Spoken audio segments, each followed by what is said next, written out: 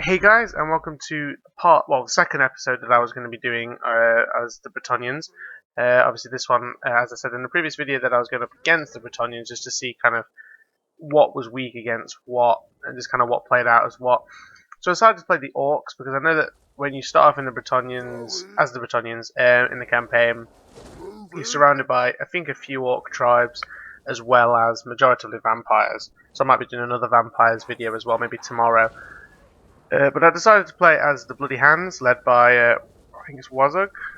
Yeah, Wazag, yeah, Wazag. So I decided to go with Wazag. I went with an Orc Big Boss, or Goblin Big Boss, sorry. 4 squads of Savage Orc Arrow Boys, 3 Black Orcs, and then the Crimson Killers, yep.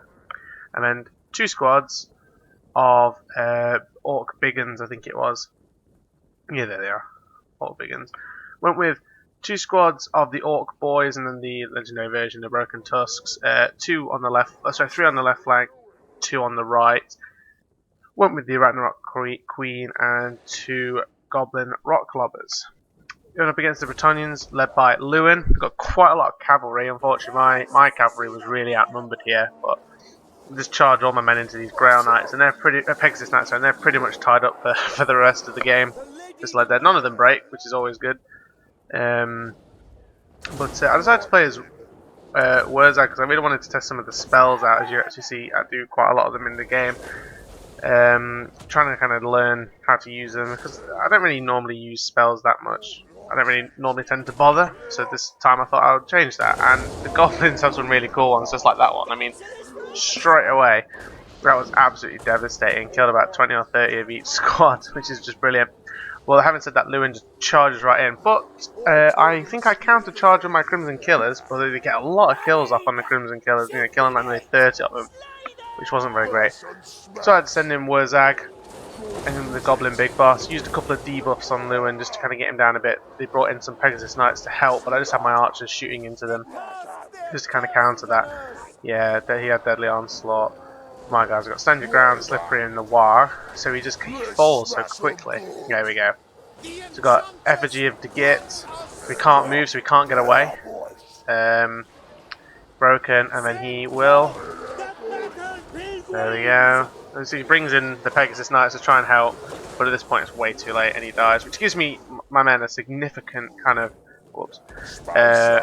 buff kind of towards this early game. I mean, what?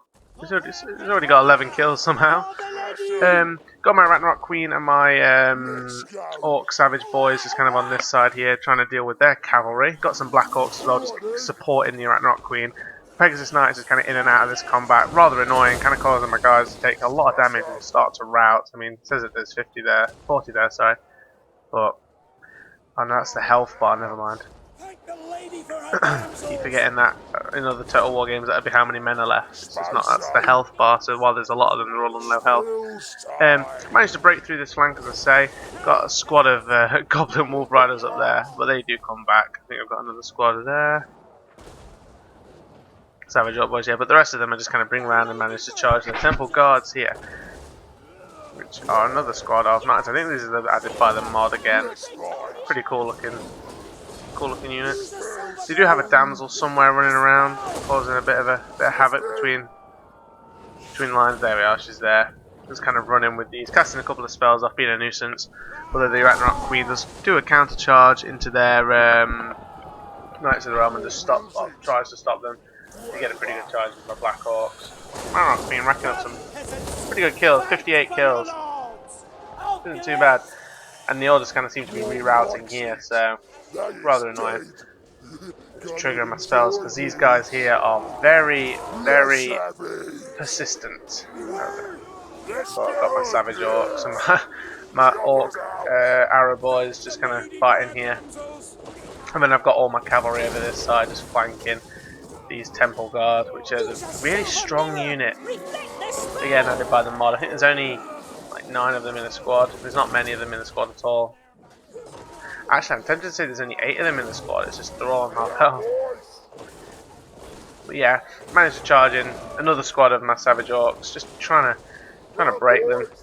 All these units that are unbreakable, I'm just trying to get rid of. Damsel over here. once she's dead, that'll hopefully swing the tide of war in my favour. Deal with the rest of these units here, and this massive blob just kind of makes a move over to here. Managed to call in the little spiderlings with my Ragnarok Queen.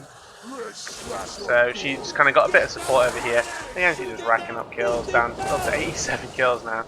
She's just doing pretty good work.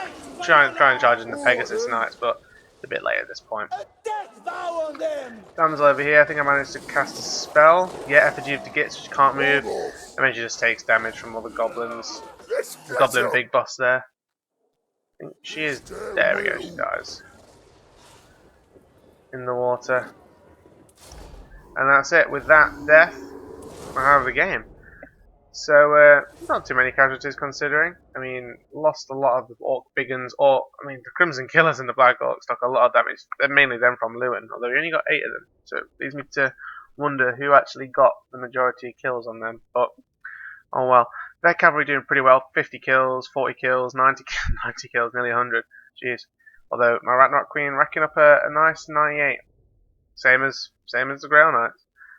Catapults or Goblin Rock Lobbers doing pretty well. Archers doing decent. Cavalry doing okay. We did their job. They tied up theirs, although not well enough apparently. Goblin Big Boss and Wurzag doing pretty good.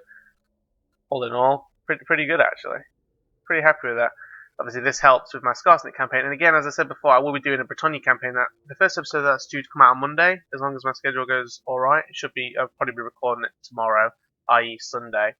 And then hopefully have the first episode out on Monday, probably kind of as a standard time. And then tomorrow I'll probably do another video with Bretonnia, just to kind of get used to it. Probably going up against vampires, just to kind of get used to that as well. Because obviously I've not played Bretonnians against vampires, so I'm not really too sure how it works. But they're the amazing counter to it, because if you have Lewin, you can't, well, your characters, I should say, don't get they don't get feared, or that they don't react to fear or terror. So all my men kind of hold their ground, which is horrible against zombies and vampires, because that's kind of what they count on, to try and kind of break the morale and make everyone run, and then you can just kind of mow them down as they're running away.